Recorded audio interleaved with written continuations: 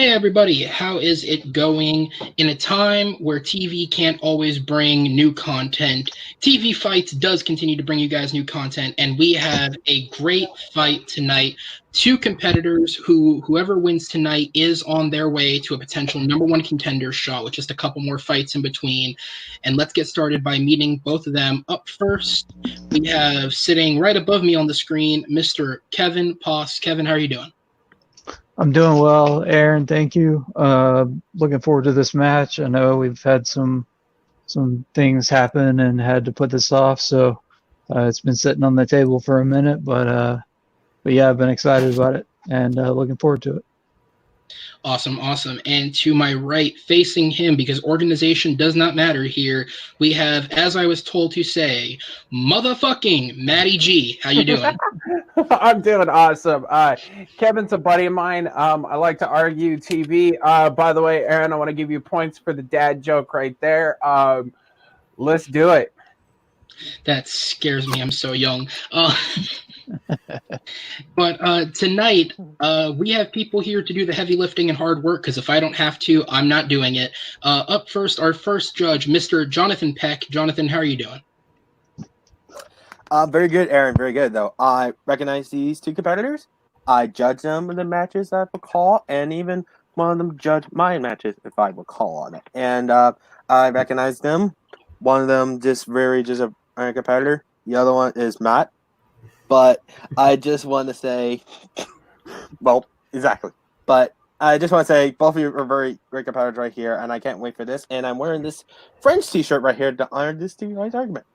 I mean, just for the special occasion. Glad there's no bias here. Two! That's two! All right, and up next we have our second judge. Here's your two, but sorry. Don't cut me off. You lose points. I don't care who you are. You just lost points. All right. We'll carry it over. We have our second judge, the Elk, Mr. Andrew Kelk. How are you doing? I'm doing very well. I'm absolutely thrilled to be back once again. Hopefully we can have a great fight from these guys, that they can bring the heat just like the sun is doing to all of us right now.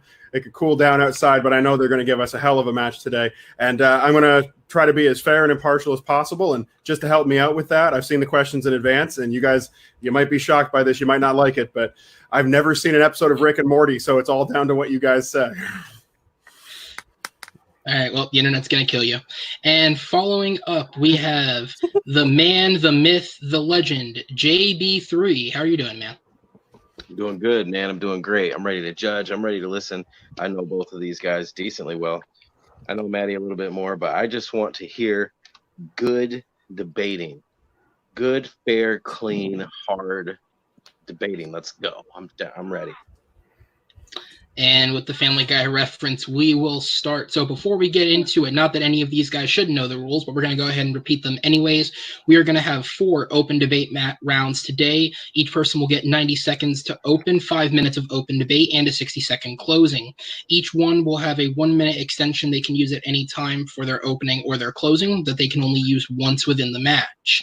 When doing, just remember, guys, when doing your closing, you guys will not be able to present any new information. It will just be a summary of your actual debate. That's the word, yeah. After that, we will go to each one of our 3 judges, who will write down their answers on their whiteboards and present their reasoning as to why they have picked that person to win the round. The first person to 3 points will win. If the 4 rounds end in a 2-2 draw, we do have a speed round question ready to go, and we'll address those rules if we get there. Any questions, guys? Nope. All right. This is the way. With that being said, we are ready to get started. And as already referenced by the multiple T-shirts and the lack of watching on Andrew's part, our first question addresses what may be one of the most popular shows in the world at this point, and something that has definitely captivated the internet and McDonald's fans' best interest. Our question number 1 is, what is the best moment in Rick and Morty? This first question, Kevin, take it away.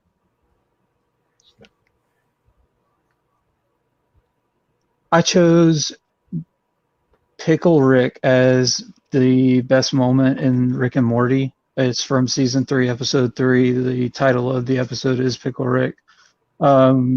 Basically, for those who haven't seen it, Rick does something crazy as usual.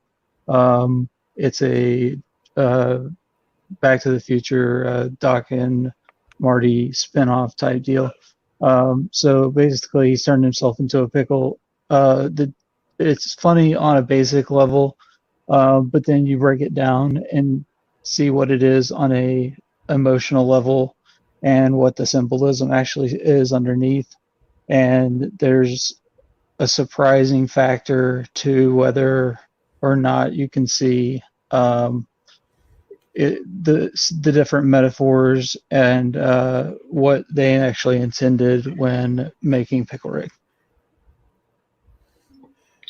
All right, and so with that, we're gonna go ahead to Matt, where you Anybody finished. timing? I Is was, yeah, anybody yeah. timing? Okay, all right, just I got making you. sure. I figured that would be my job since they're having to judge. All right, I was just making sure. I felt like I went over a minute. I was Yeah, just making no, sure. you had still 30 seconds left. All right. All right, and so we'll go back in, and now we'll go over to Matt for his opening. So Rick and Morty has had a lot of moments, lots of parts where it's memorable. You may have the wubba lubba dub dub. You may have Pickle Rick. You may even have the episode where they took on the Purge. But the one part that stands out to me the most is Szechuan sauce. It actually, if you know anything about Szechuan sauce, it came out in the 90s with the release of Mulan. Then it disappeared. It became a cult classic. And then with it coming up again in Rick and Morty, not only did it develop t-shirts and slogans, but McDonald's jumped into it and blew up. There were people camping out at McDonald's trying to get this sauce. There are people online that are even selling it for upwards of thousands of dollars. So the greatest moment in Rick and Morty is when they open up the Szechuan sauce again. And I'm going to concede the rest of my time. All right, and so with that, we'll go ahead and get into the 5 minutes of open debate. Timer starts when one of you speaks.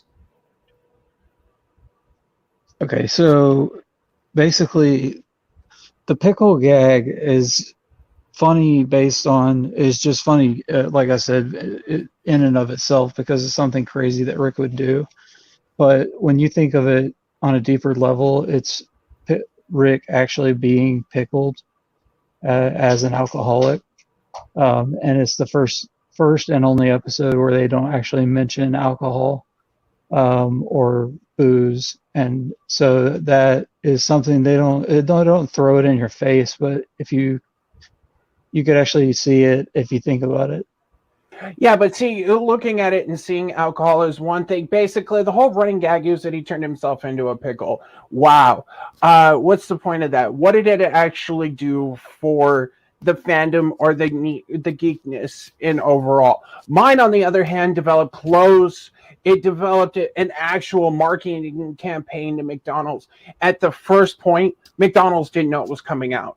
And then it came out and people were hounding McDonald's. Like I said earlier, they were lining up. They actually had to limit the amount of sauce that they would give out because of it. And then you add the point that sitting in the car with them, you've got probably one of the most king of nerds himself, Nathan Fillion. So Nathan Fillion is actually also doing it. So you get the Rick and Morty and you get the king of the nerds. Yeah, but nobody even remembers that joke. That's not even the best part of your episode. Your episode comes right off of the season 2 closer where Rick goes to jail and we have no idea what's going to happen. It opens and they're sitting in the Shoney's, and the fabricated origin story is a better moment. The leaving the fans wondering, what is even part of that real? That is even a better moment. And you say mine doesn't have any effect. It does, though, and it shows that Rick would do anything to not, because that was the day that they were all supposed to go to family counseling. And so Rick turned himself into a pickle to avoid going to family counseling. He even told the counselor that's why he did it. So yeah, say mine didn't have an effect on it, but it did. No, what I said is it actually didn't have an effect on the nerd faction. Yes, there's a couple of pops and so forth, but did it set up an entire craze for it? Not really. The funniest part of it is the fact when Rick rolls off and almost dies because he lays out in the sun too long and almost fights a bird because he's fixing to be eaten. With mine, though, you actually get great marketing, and then it continued online.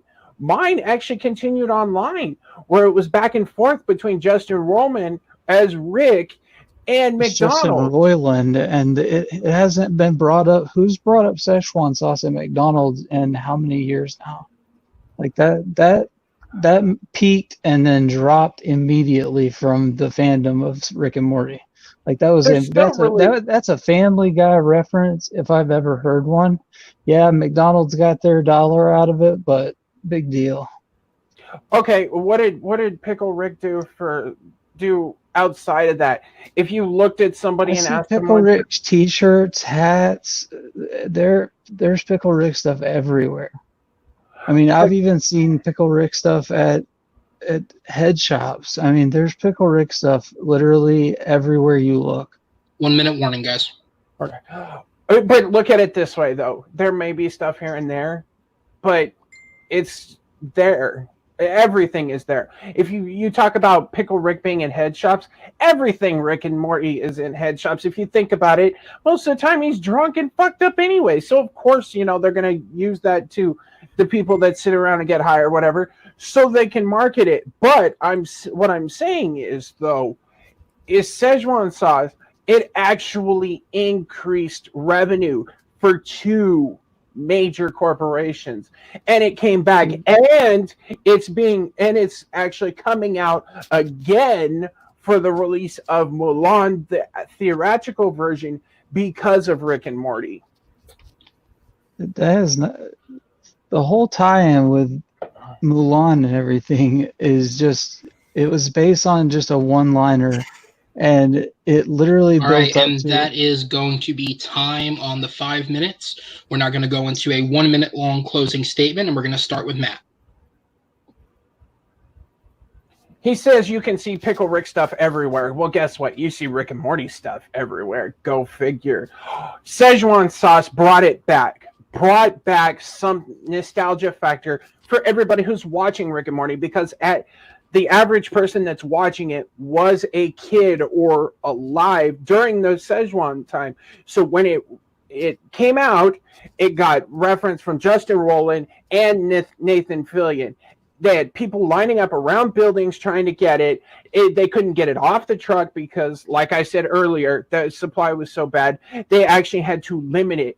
They're re-releasing it for the release of the next Mulan. It's just a one-line gimmick. It's there. They use Pickle Rick for everything, but what have they done to bring more people in? They actually brought more people in watching it because, like I said earlier, that's going to be time. Okay. All right, and we'll go ahead and start with Kevin's closing. Shit, I lost my spot halfway through. Matt's made his own point and dug his own grave in talking about how much Pickle Rick stuff merchandise there is, because you can't even compare the amount of Pickle Rick merchandise that there is compared to Szechuan sauce that there was. I mean, that doesn't even matter in this grand scheme of things, because we're talking about the best moment in Rick and Morty, and the best moment, bar none, is when Rick turns himself into a pickle. The pickle gag is hilarious, and there's a reason to it. He doesn't want to go to family therapy. The underlying mental illness theme is a big symbol throughout that whole episode. He makes a big breakthrough at the end with his family. Him being pickled and being an alcoholic is a big symbol, and not even the side quest that he goes on. I didn't even want to go into that. All right, and that is going to be time on your closing. All right, so before we get to the final decision, judges, go ahead and make sure you have your name written on your board. Let me know when all of you are ready to go.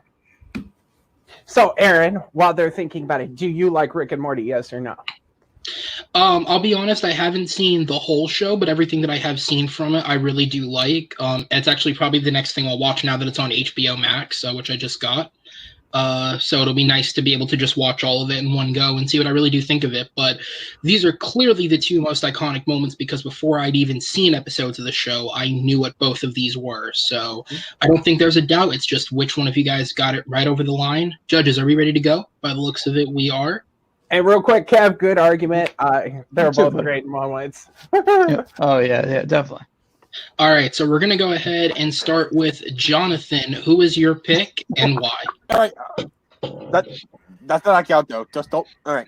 Both of you put up a great points of why, with both of yours, are great moments of Rick and Morty shows run. The person who swayed me the most, and he put some more examples during his argument that really swayed me, which is Kevin, because he put on some great examples that why Pickle Rick is sort of the metaphor why Rick turned to a pickle and why he explained his moment right here. That was the best moment of the show. And he put some good knocks on Maddie, though, with the reference I Szechuan saw. It's more of a one-line thing, and even some reference like Family Guy, though. So I will give my point to Matt. I mean, Kevin, sorry. All right, and we're going to go ahead and go to Andrew. Yeah, I thought there were good arguments from both of these guys here, brought up a lot of stuff. Like I said, I'm basically the perfect clean slate for this because I don't know anything about these two, except, as you mentioned, on the internet. Yes, I've heard I'm Pickle Rick 100 times. Yes, I heard about the Szechuan sauce when it happened. Obviously, these have seeped out into regular culture. I think what it came down to me for in this one is I thought that the person I'm giving my points to, they brought up a few more things about their episode. They explained it in more detail, gave me a little more of the context surrounding it, and also I think made a better effort to kind of counter the points being made against them. I'm going to have to agree, particularly just because I think that I got a better picture as a whole from Kevin. All right, and so with that, Kevin will get the point, but we'll still go to JB3. Who would you have picked? Yeah, wow. Neck and neck. I mean, I could not decide. It was back and forth and back and forth and back and forth. They were going and going and going. You had Mandy, who he brought up a lot about it was a good moment and how it's multi-platform and increased revenue for so many different companies. It's the only thing that kind of made me tip over to the edge to give the point to Kevin because Kevin focused more on Rick and Morty versus McDonald's, and which in context it was a great moment and it doesn't take away from the moment. It does add to the moment, but I had to lean towards more of he was talking about how emotional the alcoholism, the symbolic, and a lot of the negatives that he threw about Matt's episode. So I ended up giving my point to Kevin. Yeah, see, I took that question differently. See, that's timeout. That's the difference in ours, Bud, is I took it as a moment, not a whole episode. All right, so with that, Kevin does get the first point, and Matt changes shirts, and we go ahead and move into round number 2. And with that, so as with a lot of other shows who have had to unfortunately come to an early close due to the pandemic that is currently happening, one of those is the 13th season of the show Ink Master, which has ended early. Our question is, if the show had not have ended, who of the 3 finalists should have won it all? And for this, we're going to go ahead and start with Matt. So Ink Master season 13 got cut short by the pandemic, which happens, unfortunately. And the person I think that should have won it is actually a returning artist. She placed 11th in season 11, which unfortunately makes her the second out. But she returned and came through and won 3 challenges and actually was saved by Oliver Peck because he knew that she was to come back and continue to dominate. And I'm talking about Angel Rose. She came out and gave probably the best pieces that were here. I'm going to concede the rest. All right, and then we're going to go ahead and go to Kevin then.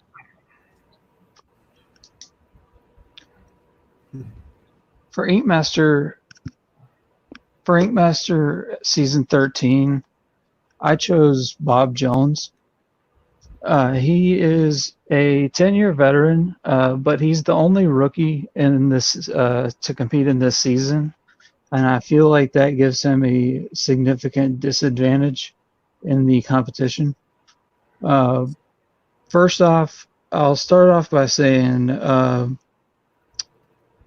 so Bob is not a black and white artist, but he chose to do a 25-hour black and white chess piece for this this challenge, and then he did the 25-hour back piece in biomech, which is his specialty. So he kind of kept that safe, which is, I think, a smart move. But his chess piece, as you can hopefully see on screen, is the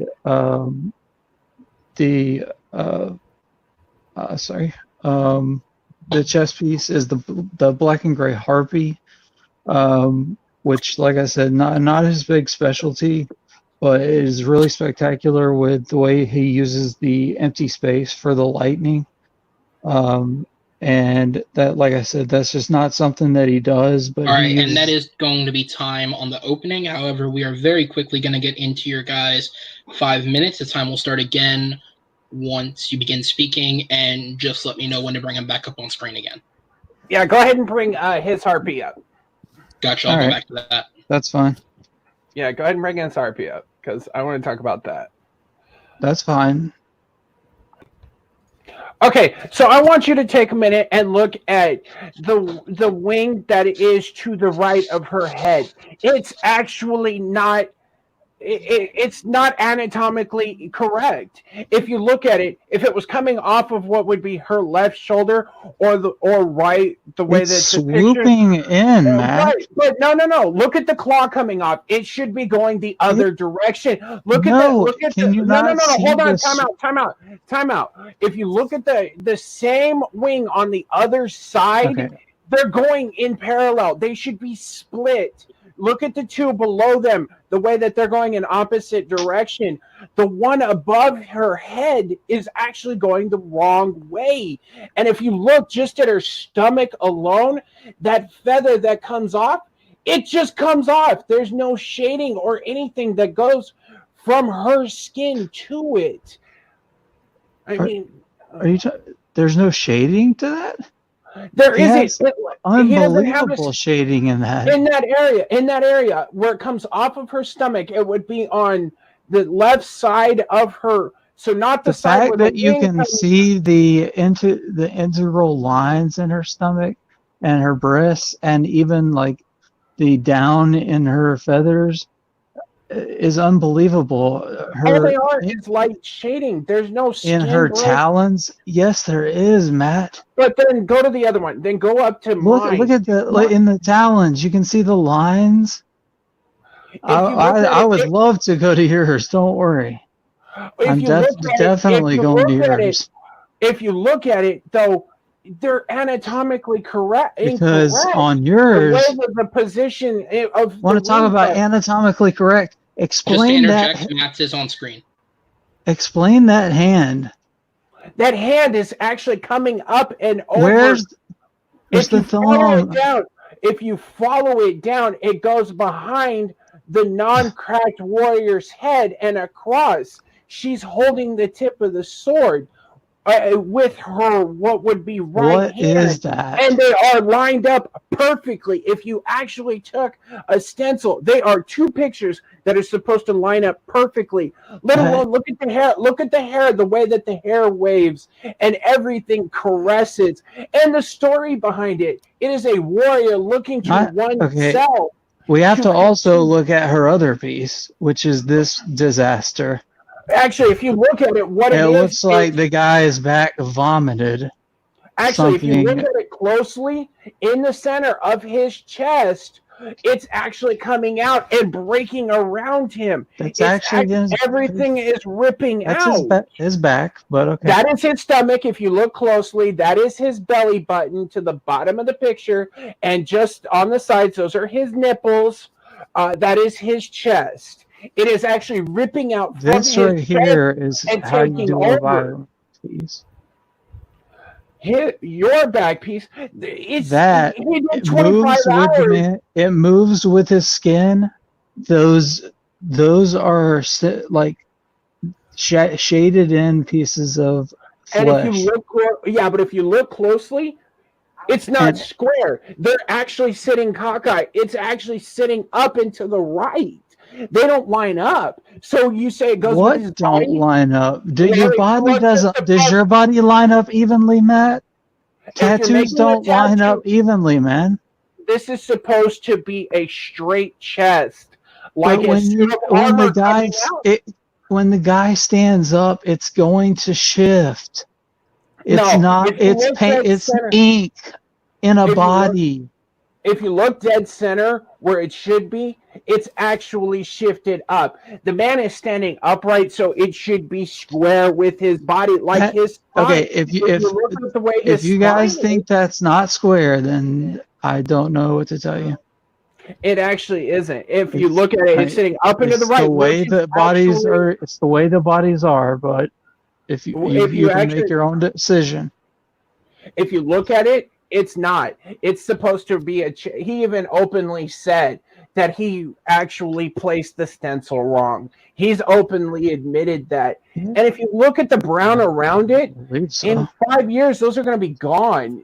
You want to talk in 5 years? The yellow in that is going to be nasty brown that nobody's going to want on their skin. It's going to look like a nasty mess that somebody got All in right, prison. guys, and after a good round of debate there, we're going to go ahead and take it to the closings. You guys each have 1 minute. Kevin, you're up first.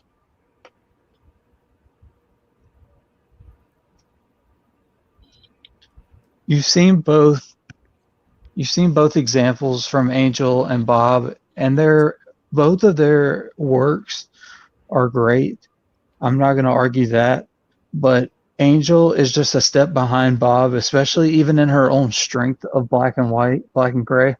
That finger is unacceptable to put on somebody's body for their entire life, especially in the finals of something that you've already competed in and you should already know better what to do.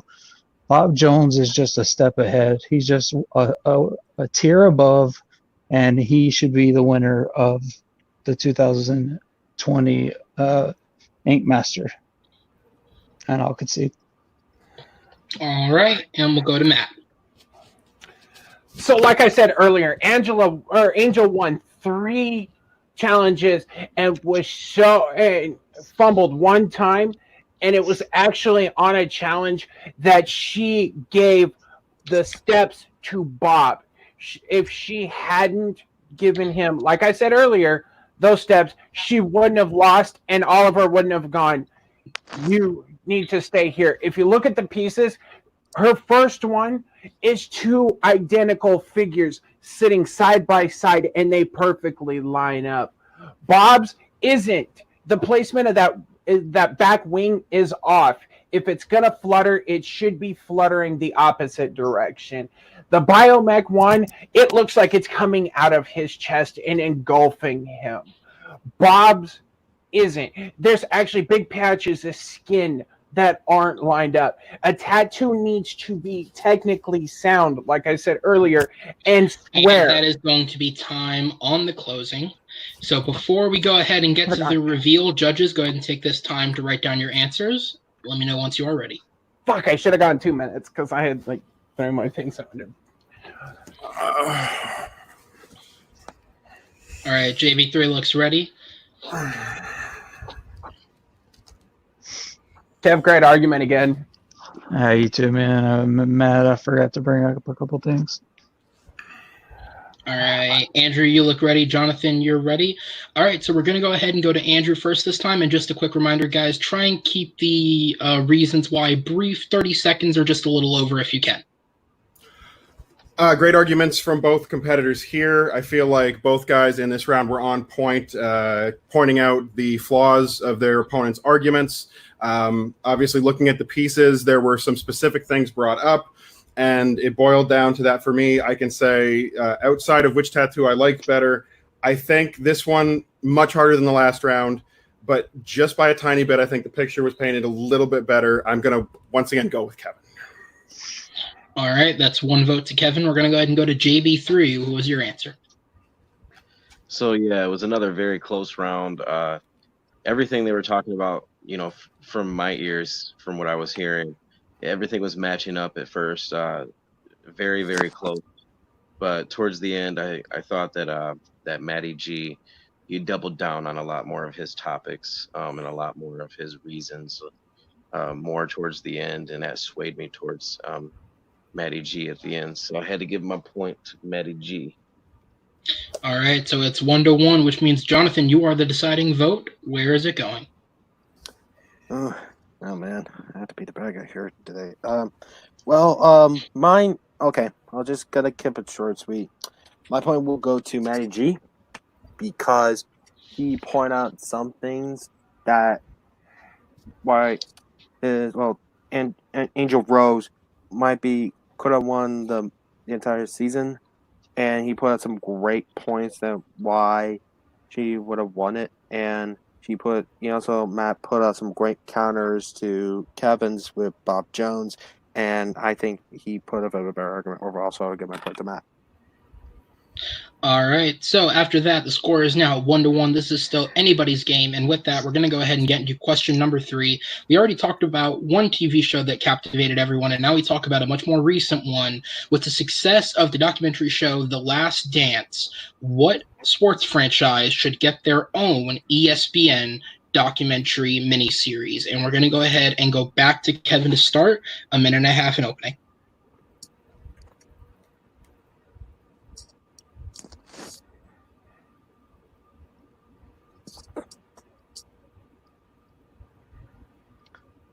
So The Last Dance is rated 96% on Rotten Tomatoes. So the main thing you want to do with a show like that, a 10-episode documentary, is grab your fans, keep them enthralled throughout a 10-episode or maybe a longer documentary, docudrama if you want to call it. And the team I think most capable of doing that is the Braves with their 14 straight division titles. The Atlanta Braves, no team is going to break this record, even in any league, any sport. It's just one of those things that nobody is ever sees being able to be broken, and that's been said by many people. Baseball is a 162-game season, so any team can win a 5 or 7 game playoff series. That's what usually knocks them out. They have only won the one World Series. That's the knock against them usually. But if I want to watch a documentary the way The Last Dance did it, being able to break off into many different small docudramas, I would pick the Atlanta Braves. 14 straight division titles. I'll concede my time. All right. And then we're going to go ahead and give our opening to Matty G when you're ready. So when you have a 10 multiple part docuseries, you've got to look at it from this. What can they touch on? If it's 14 straight division titles, or is it 5 consecutive NASCAR championships? And that was done by Jimmy Johnson and the Lowe's 48 team. This team was in their 3rd year together. They had together. When they started, they were a rookie team with a rookie crew chief, a fairly rookie driver, and 2 years later, they won their first championship. And how many teams have ever won multiple championships currently? 3. How many have won more than 3? 1. How many has won more than 5 in a row? 1. And that was the Jimmy Johnson 48 Lowe's team. You can break it off into multiple parts. You can talk about the varying cars, because during that time they had various rule changes, various cars, and he still continued to win. And he won by dominant stances. I'm going to concede the rest of my time. All right. So we're going to go ahead and get into the main fight. 5 minutes on the clock starts when you guys begin talking.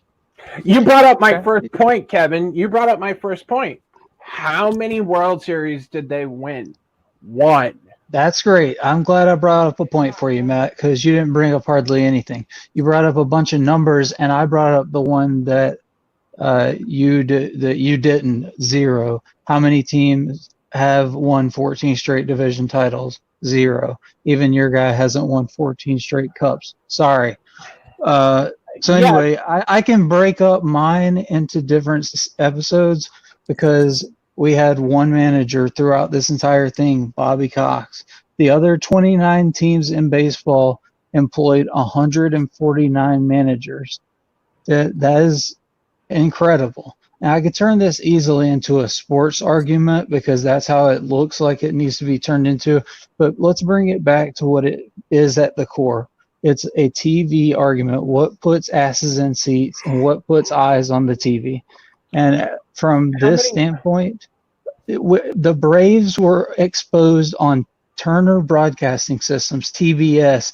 Teams would sell to Braves fans and have more Braves fans in the stands than their own home fans because of TBS. It spread across the nation. They were one of only 2 teams that had national exposure, and that's going to bring back nostalgic memories for people. They're going to say, oh, those Atlanta Braves, I remember watching them.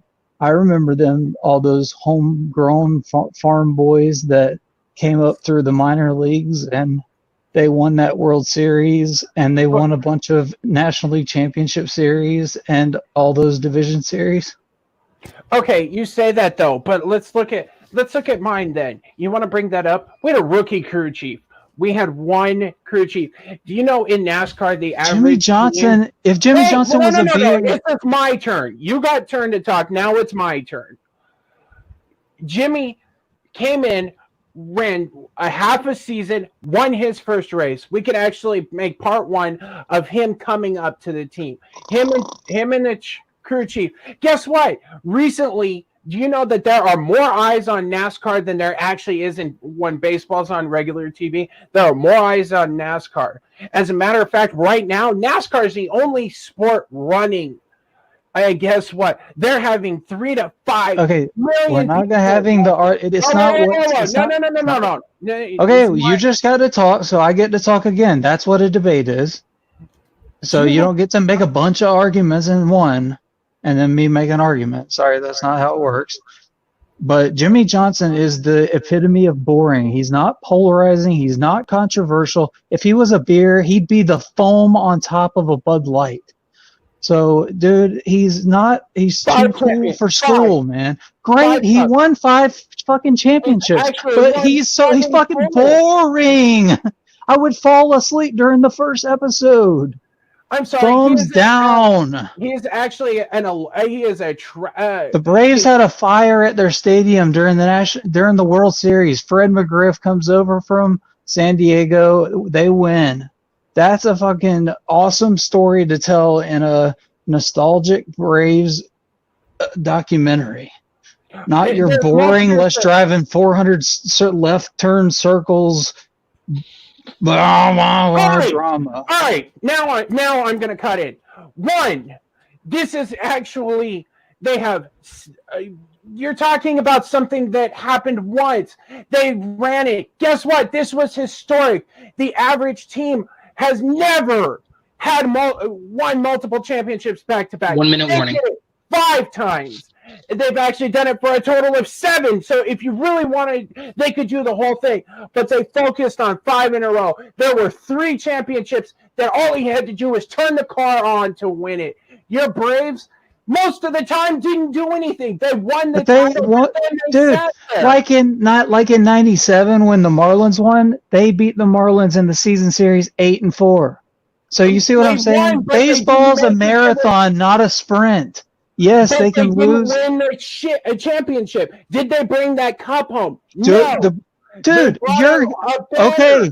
Jimmy Johnson did not win in 2010. He finished second at Homestead, but he won the championship that day. The championship. All you had to do that's the same as playoffs, man. No, it's not. Yes, it is. You lose on the last day. That's That the is same time as on the 5 minutes. Lots of passion in there. We're going to go ahead and give the 1 minute closings, and we're going to go ahead and start with Matt. All right. I'm going to go 2 minutes, by the way. Okay. All right. When you start. Let's break down historics. Two drivers have won back-to-back. There are 3 that have won 7. Jimmy Johnson is one of them. He did 5 in a row. That was unheard of. There were rule changes, different cars, and different people coming up the ranks. He still did it. There were 3 times where all he had to do in the last race was turn the car on to get the championship. The championship. I want to focus on that. That is the overall. His team did it once. Yes, they were the best in their division, but in other sports, the worst team in anything can win the division.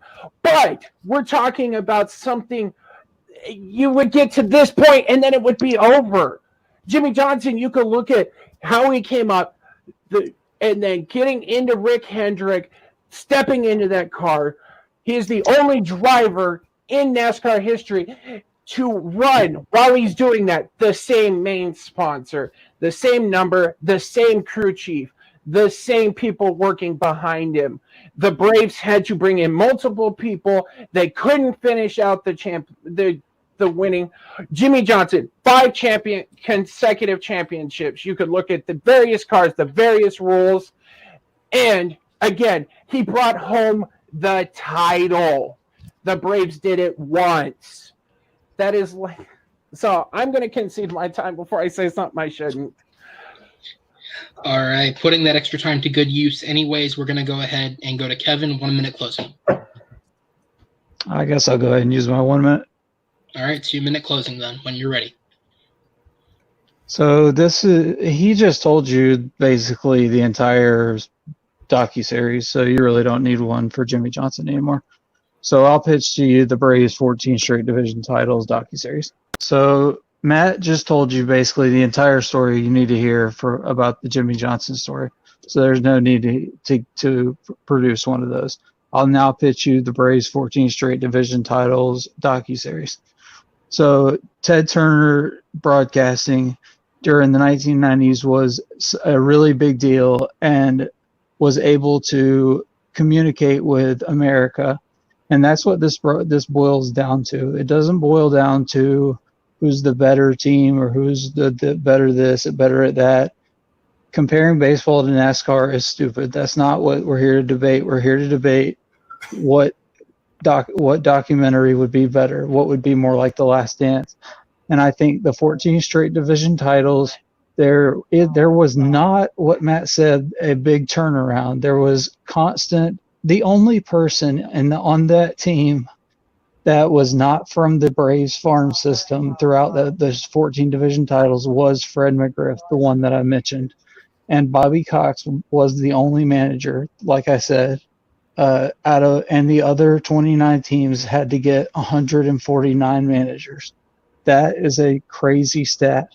They were a pitcher's dream, having Leo Mazzoni as the coach. John Smoltz, Tom Glavine, Greg Maddux, Steve Avery, everybody knows them. Like I said, they're known for not winning anything but the 95 World Series, but winning 14 straight division titles in a 162-game season where those same Braves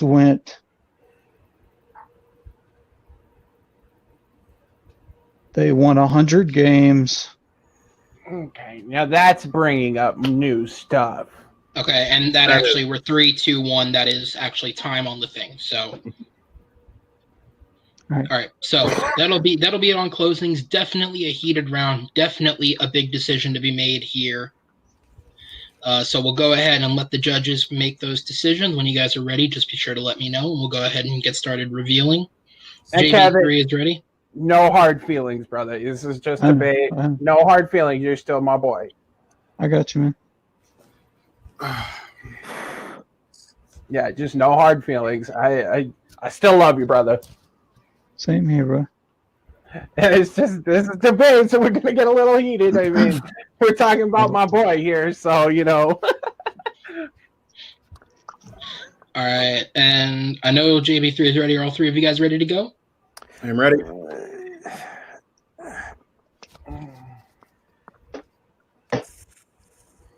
right. You're good, Jonathan? I got it. All right, so we're going to go ahead and start with JB3 this time. Who did you give the point to? Man, what a heated round we had there. We had a crazy heated round. Very, very popular choices for both of them. The Braves, 14 division titles. There was a lot of stats there that got brought up. Jimmy Johnson, a lot of things that got brought up. For me, again, it was very close, but there was just more stats, more details, more double downs for me, for Matty G. So I gave my point as a slight edge to Matty G. All right, so that's first vote to Matt. We're going to go ahead and go to Jonathan next. As someone who runs a sports brawl division, TMG, I barely knows this stuff very well. And well, you didn't hit the true answer, which is 19 or 31. If you don't know what you meant by that, go look it up. You'll figure out on your own. But anyway, both great arguments for both Matt and Kevin, and I'm a little torn on what should I choose based on the opening and the arguments. And for me, the person that really swayed me slightly is give my point to Kevin, because he pointed out some details in the 14 straight division title streak around that time, and when the natural exposure, the Lamp Rays around that time, bring me more interesting dynamic. We'll go, but time castle back throughout the 90s and standards though, and I will give my point to Kevin based on that. All right, so we're going to go ahead and go to Andrew for the deciding vote. Who did you pick? All right, guys, lots of passion in that round. I do love the passion, but Matty, you got to save my ears for that next round, brother. You got to watch out on that one. For the record, Detroit Red Wings in the 90s dynasty. But that being said, you both paint a great picture of two amazing, very interesting teams. They are some things that I wouldn't watch, but I really enjoyed them.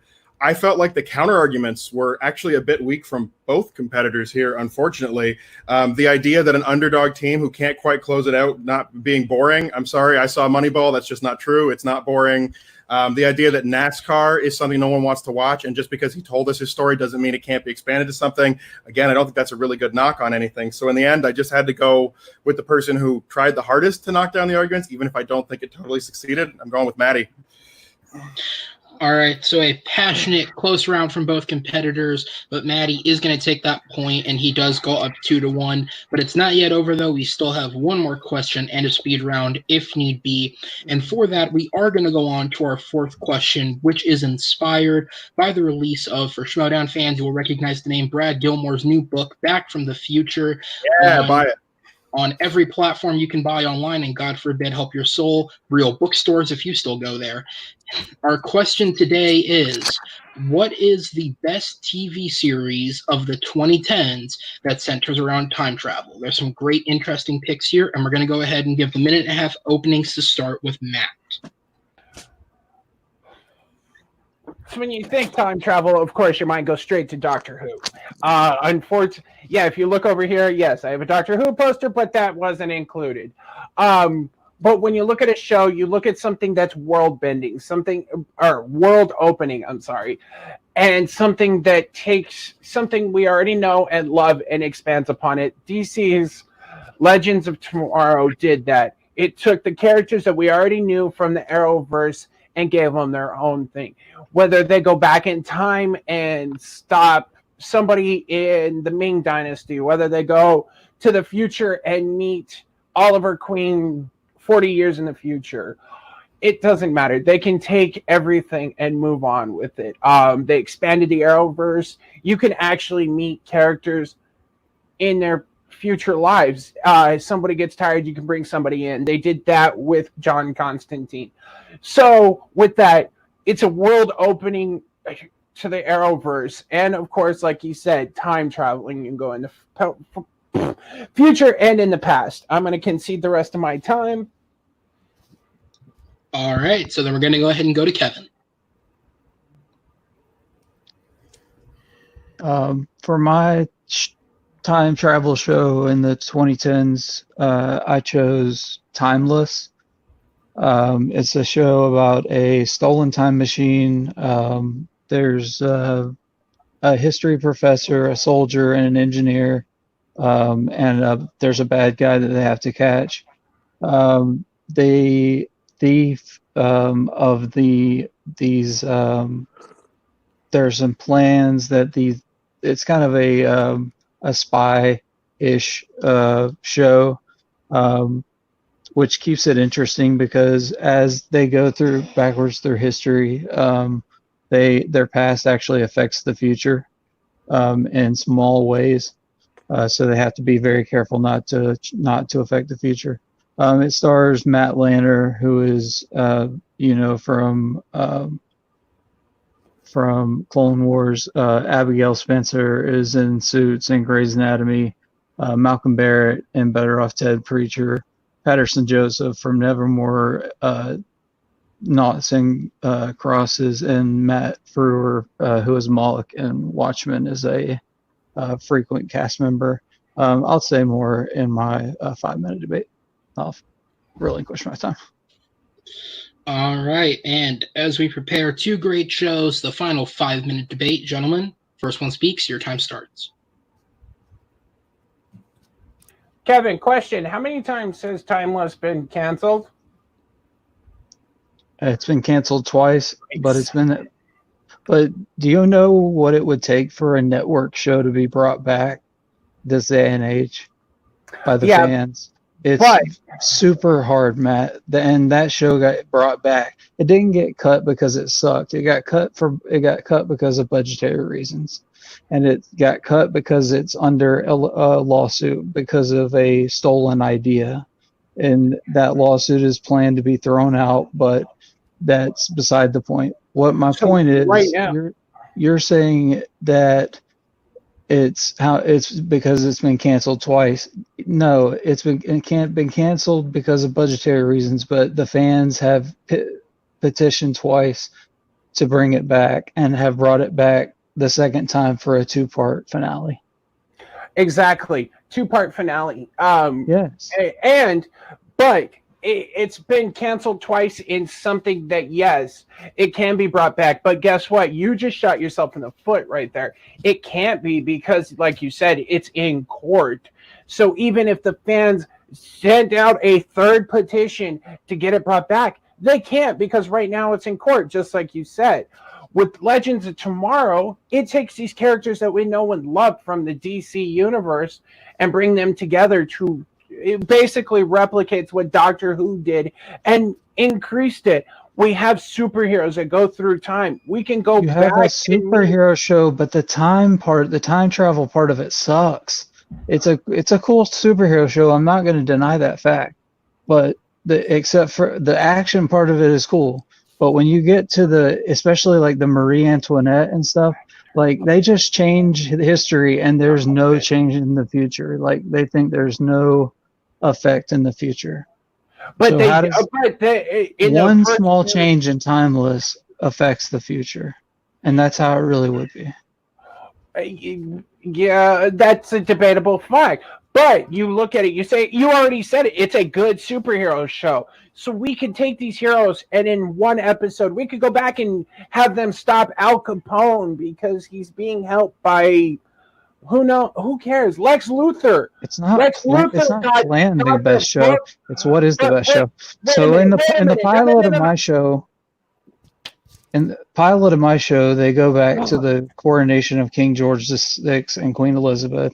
In the second episode, they go back to the assassination of Abraham Lincoln. The third episode to Las Vegas to find the blackmail images from John F.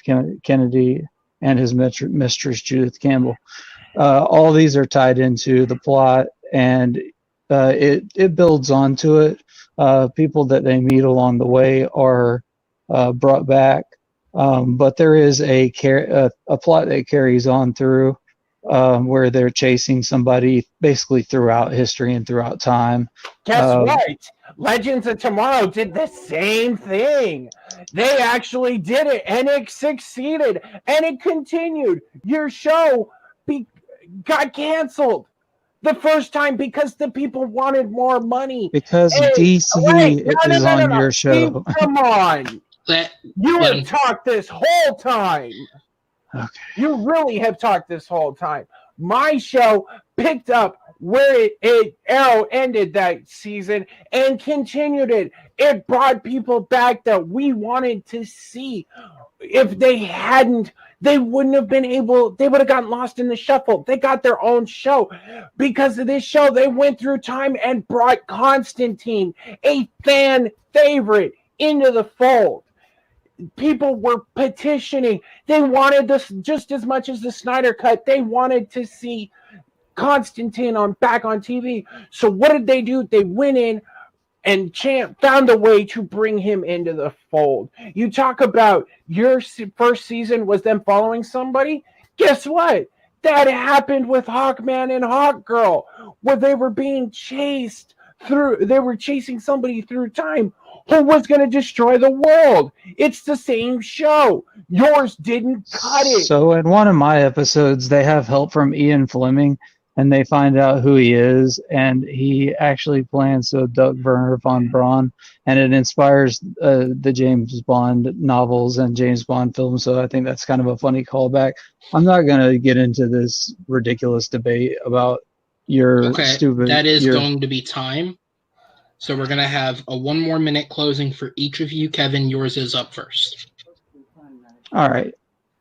So Timeless is about a group of friends, history professor and such, who go backwards through time and meet some interesting characters, to say the least, are put in some crazy adventures to save the world.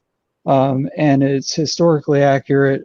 It's if you could get a network show back with fans nowadays, you're doing great. So I know the cancellations look bad, but it's because of budget. It's not because it's a bad show. It really is a great show, and it's Legends of Tomorrow may be great for nerdy action, but for a historically accurate show, you want to go turn to a show like Timeless, and I'll concede my time. All right, and Matt, your 1 minute starts when you begin speaking.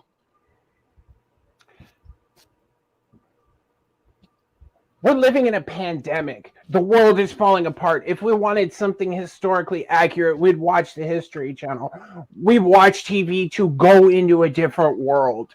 Not, let's go back and do something that we already know. No, Legends of Tomorrow, they go in the future, into the past. We've seen them in the Samurai era, and we've seen them in the future where they are helping Oliver Queen.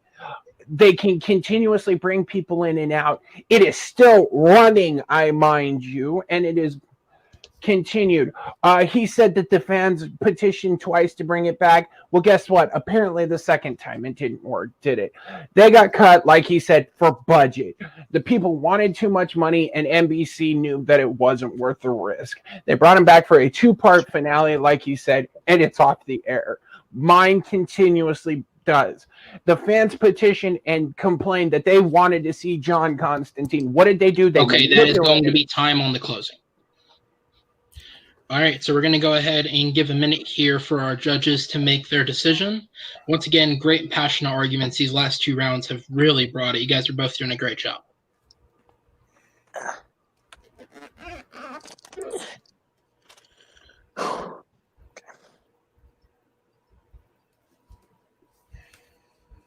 All right, JB3 looks ready. Andrew's ready. Jonathan, let me know. Is that Taco Bell? What was that? It's the new pineapple whip frosty thing. Oh, how does it taste? Hopefully you were wearing your mask and practicing social distancing when you went and picked that up. I ordered it online and had it delivered to my house. Thank you. There you go. I was gonna say, you mean when they stick their head out the drive-through into your car? All right, Jonathan is ready to go, so we're actually going to go ahead and go to Jonathan first. Who is your point going to? Excuse me. Both of you put up great arguments of why these both time travel shows are very unique in their own way, and both of you put some good counters on both of yours that why made the other show, what made the show the first place, and the fanfare for both ends at different points of view. And for me, the person but the slightest to will get the point to is Matt, because he put out some things that Legends of Tomorrow during the main a little run right here, though, even some brought the fanfare ideas, even some the time travel aspects right here, bringing those people or nerdiness right over here, though. It was a very close argument, but I had to give it slightly to Matt. All right, and we'll go ahead and go to Andrew. Who's your vote going to? I felt like both guys really believed in their choices. I think one of the competitors here got really caught in the weeds on a particular argument, and while they may not agree with what their opponent said to counter it, I feel like enough was put in to make points against the single argument, and that argument was the show was canceled twice, so it can't be a good show, which I feel like Kevin came back enough. He really hammered back at that. He covered a lot of the things in his show, like the way that time travel affects the future, the way that the characters are developed. So I had to give the point to Kevin. All right, it is a 1-to-1 split. So we go to JB3 to make the final decision here. Who is getting your vote? All right, yeah. Again, like they said, it was a very close round. A lot of great points got brought up. They're both good time travel shows. So in the end, I had to slightly give my point to the competitor that just explained a little bit more why the show was better, gave more details, and that was Kevin. He just gave a few more details, like spy games, history, the butterfly effect. He was explaining episode by episode. I mean, that brings a good memory. That won me over in the end. Legends of Tomorrow, Matt brought up a good argument, but in the end, I had decided to give it to Kevin. All right, and so with that, Kevin takes the 2-to-1 vote on this round, which means our score after the 4 main rounds is 2-2, which means we are going to a speed round. So if you guys have never seen one of these videos or one with a speed round, how does the speed round work? Well, each person will get 3 opportunities to speak. They'll get a 45-second opening, a 30-second rebuttal, and a 20-second closing. This is going to be on a new question that neither of them have heard before, and both their answers will be given. Hey guys, get ready, because here comes your question. And it is simply, what is the best adult animated TV show? We'll read it one more time for you guys. What is the best adult animated TV show? Maddie. All right. South Park. All right. Matt will be arguing for South Park.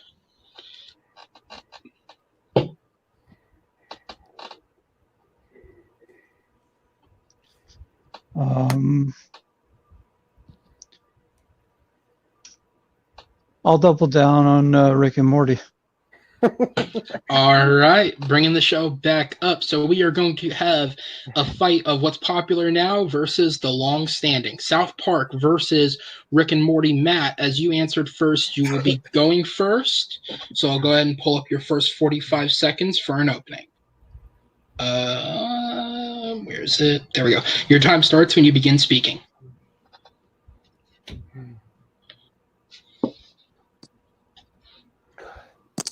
South Park's the best adult animated show because it's kids put into adult situations, but they can also take real life situations and put a comical spin on it. It's basically The Simpsons wrapped up to 10. You've got cussing, you've got adult humor, you've got Cartman getting an anal probe. We talk about aliens, we talk about R. Kelly being trapped in the closet, we talk about everything, and it's basically everything that we want in an adult cartoon. Cussing, violence, and adult humor. Are we still going? Yeah, you still had 5, 4. Yeah. Okay. Shit, I thought I thought I'd like ran out of time and you were Yeah, frozen. it's 45. 45. Yeah, you were at like 10 seconds when you stopped. Okay, because I stopped talking and you didn't move. That's why I'm like, is he frozen? Well, I was like, is he conceding or okay? No, I wasn't sure. I thought you were frozen. That's why I stopped. I didn't keep an eye on the Okay, clock. I'll just do this the whole time so you know. Yeah, you're good. All right, Kevin, when you are ready, go ahead and start. Time starts when you speak.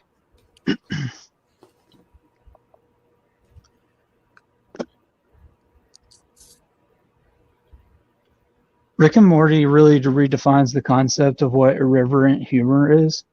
With its dark, zany, quick-witted dialogue within consistently original plot lines, it drives this masterfully creative sci-fi comedy to unscaled heights.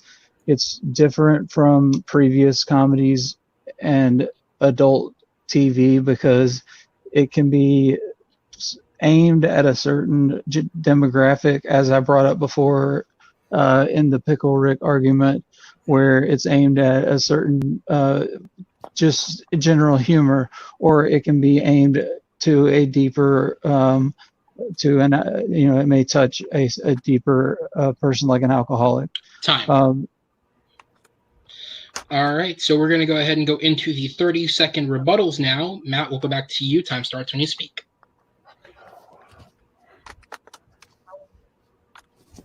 Irrelevant humor. Exactly. That's what it is. Half of it's just filler. It doesn't even continuously have a storyline. There are episodes where they just sit there and they just fall apart. You've got somebody who mentally and physically abuses his grandson and his granddaughter. Morty is beat on half the time. There's time that he pushes people away just to have sex with multiple aliens. What happens with them? World War III breaks out. And his grandkids. All right, Kevin, your rebuttal, 30 seconds on the clock when you start speaking. At this point, I think people take South Park at face value. It's just trash. It's penis jokes and fart jokes. It's not funny anymore. It needs to be off the air. It's overstayed its welcome. But I mean, you just said Cartman with an anal probe, and then you want to take a shot at Rick and Morty about something with his grandson. I mean, he doesn't do anything that Morty doesn't want to do. He said that multiple times. Even Summer wants to go on quests with them. All right, so we have our 20-second closings. Matt, we're back to you. Time starts when you talk. South Park is the longest running adult animated TV show. Some people say The Simpsons. It's not. It's South Park. People say he just said that it's overstated its welcome. It's continuously getting more. It's been bought up by multiple platforms at one time. It started on Hulu, then moved to HBO Max. Rick and Morty has only been on one thing. All right, Kevin, 20 seconds when you begin speaking. South Park has become old and stale, just like The Simpsons and just like Family Guy. Rick and Morty is a breath of crisp, fresh air. It brings stuff like Love Potion #9, where it brings in Cronenberg world, where you have, a callback to David Cronenberg, where some people may get it, some people may not. It's humor for everyone. All right, and that'll be it for the night, folks, as we wait on our judges to make their decisions. I feel like it should go without stating that both of you guys have brought very passionate arguments all throughout the night, and no matter who wins, I don't think anyone here is actually a loser. I am, but don't worry about it. I was just going to say I am. All right. I just want to... all right, well, geez, if everyone wants to throw themselves under the bus, I'm fucking great, I'll say it. There you go. Confident.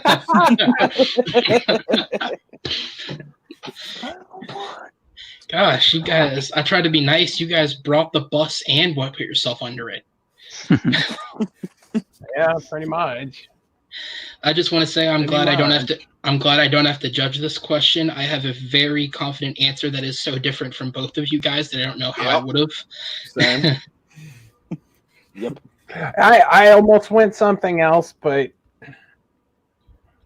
I thought I could fight this one a little bit better than my other choice. I mean, since it doesnent affect, what I was almost it? went Beavis and Butthead. Oh, see, Or my Celebrity Well, I Deathmatch. might judge that. Almost went Archer, but What's all I just watched Archer. I really like that. My answer for sure would be BoJack Horseman. yeah. Also a great choice.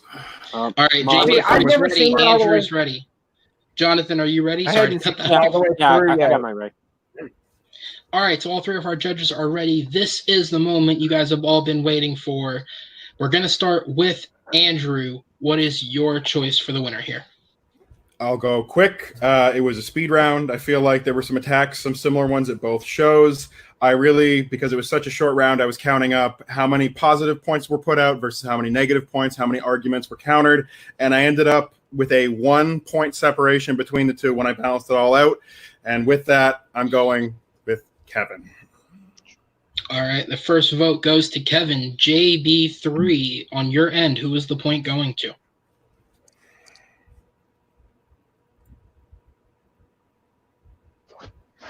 I had a slightly similar method. I did not come out with the same result though as the elk.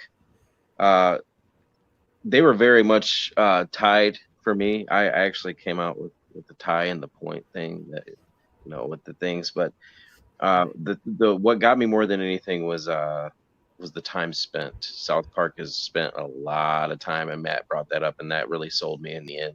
So I gave my point to Matty G. All right, it is a 1-1 vote, which means, Jonathan, you are the deciding factor tonight. Who is winning and who is driving to your house to beat you up? Right here. Why me? We said it! 10! 10! Just I make helped sure on it's yours. 10! All right. Sorry. All right. Can I just say this real quick before I show my answer? Both of you did great. I just want to say that right now. Both of you are great competitors, and I hope I can judge you other time in the future. All right? Both of you are great. All right. Gotta be serious here for a second. I hear similar thing with Alec and JBP pointed out there. I have the same thing right here, but it really got back and forth. But the person that gave me slightly Very approach, I'm gonna give my points to Kevin, slightly, because I had some really good examples of why Rick and Morty around its run, well, short run, but even with some great example why the adult, so why is the best adult show around here, and he put out some great points right here. Matt, you were very close, so I almost got the point. Really, they were close. This tiny part is just a little bit missing right here. It was just a close argument. It's just really of a close argument, but in the end, I had to get my point to Kevin. And I think everyone would agree with you, Jonathan, that maybe not on who won, but because that's definitely split, but that this was a very close match. Both competitors brought it. We're going to go ahead and speak to Kevin first. Kevin, how does it feel after all of this to come out with the win? It's bittersweet, man. I love Mitty. He's a good guy. And these things are tough because you get heated in the moment when you care about this kind of stuff, and we do. So I know it seems trivial not to be funny to other people, but it takes a lot out of you when you put yourself through one of these matches, especially a speed round like that is not a fun thing to do necessarily, but yeah, we'll come out the other side. We'll come out all right, and but yeah, I feel good. Planned hard for this one, and I didn't win one of the ones I thought I would, and won one of the ones I didn't think I would. So I'm glad I won the speed round, and I think I'm like 2-0, maybe 2-1 in speed round. So we'll keep that train going. Absolutely. And so following with that, your fate after this match is decided. You will be playing Mr. Grant Gregory for an upcoming #1 contender shot. How do you feel about that? It's gonna be tough. I'm gonna definitely need to get some help, rallied around me and run the questions by some guys, and probably Maddie and see what he thinks, and that's usually what we do. But this match was a little different, so kind of had to do things differently. But yeah, we'll attack it, like a normal match, and just move forward and hope for the best. All right, and we'll go ahead and talk to Matt now. Matt, obviously, the passion was clearly on the screen here. It just by the skin of your teeth didn't go your way. How you feeling? Oh, Greg Gregory whoops his ass. No. No. I'm kidding. All bullshit aside, this was, when it came down to speed round, I thought a couple of times he might have got me. I got him. A couple of ones I thought I got him. He got me. It was, it came down to the last speed round question. Most of these times that, either 3-1, 3-0, whatever. We went speed round. Yeah, you know what? This was fun. Obviously, Kevin, we usually work together behind the scenes to kind of, help map each other out. This one was different because we couldn't do that, because it would be like giving our, arguments to our opponent. Yep. This was fun. This was, like you said, physically draining because passion kicks out and everything gets going.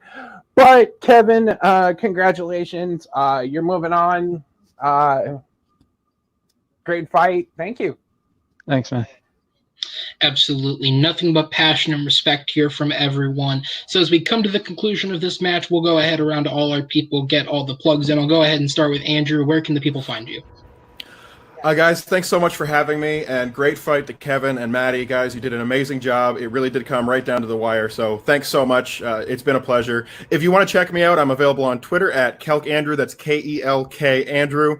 And if you want to check out some of the other content I've done online, I work over with some friends at the Movie Trivia Face-Off. We are a Patreon league associated with the Movie Trivia Schmodown, and as of right now, if you go to our channel and check it out, we've just released the first of 3 videos in the largest event we've ever done, World War Geek. 36 competitors, 6 different Schmodown personalities, all on that matchup. So if you enjoy checking out the Schmodown, if you know movie trivia is a thing that you enjoy, please come on, check us out. We'd appreciate it. And again, guys, thank you so much. Absolutely. Thank you for being here tonight. We'll go ahead on to JB3 next. Where can the people find you, man? Oh, you can find me over at Nerd Entertainment Network. We do a lot of movie trivia over there as well. We also do wrestling trivia. That I am in the Wrestling Trivia League. I just had a match with Nico Suave Rigoli in the heavyweight division. If you go over there, you can check out. Oh, you didn't. He didn't say it right. He didn't say it right. You're fired. It's okay. It's okay. Nico. Nico, yeah, it was a match. I think you go check it out over there. Nerd Entertainment Network is where you can find me. Do some other stuff on the channel too, some reviews and some watch throughs and all that good stuff. So check us out. All right, Mr. Jonathan Peck, where can people find you? You can find me on Twitter and Instagram at jetpet1098, and you also can find me on Facebook at Jonathan Peck. And also, you can find me also on TMG, which we're just gonna post it. I don't know what's gonna be posted before or after this match drops. Like we're gonna post stuff. My rookies bracket of Sports Bra finals between Astro Gold versus Amaru Ruber Moses. This is actually a really terrific match right here, and you stick around at the end of that match. There is a little special prize of the winner of that match, though. So keep an eye on that if you can get a chance to watch it. It's not cake. All right. Oh, it's not cake. What Spoiler, the hell? man. Come on, spoiler. All right, and we go to motherfucking Matty G. Where can people find you? You can find me right here on TMG. I am the Game Zone Commissioner, as well as Thursday nights, myself and the man above me and a couple others, we be talking some wrestling. We got some big stuff coming up. And then Saturday nights, I am also the host of TMG After Dark. I don't know when this is coming out, but in the upcoming weeks, you may or may not have seen our interview with the latest Schmodown call-up, Adam Collins, and the part 2 to Arcadis Silva's takeover, which our friend Taryn Neal will be back to tell us about his experience through the Kata Silva's Extreme Terror experience. Seriously, guys, check out that show. They have had some great and interesting guests on it. Our winner tonight, Kevin. Where can people find you? You can find me in the usual places: Facebook, Letterboxd. It's Kevin J. Poss, I think. Just find me wherever. But yeah, that's it. I don't really hang out anywhere else. And I'm sponsored tonight by McDonald's Szechuan sauce.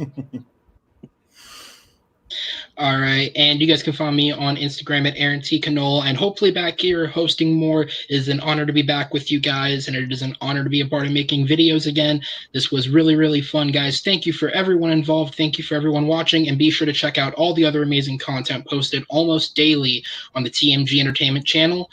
My name is Aaron Canole. For everyone else in this video, we'll see you guys next time.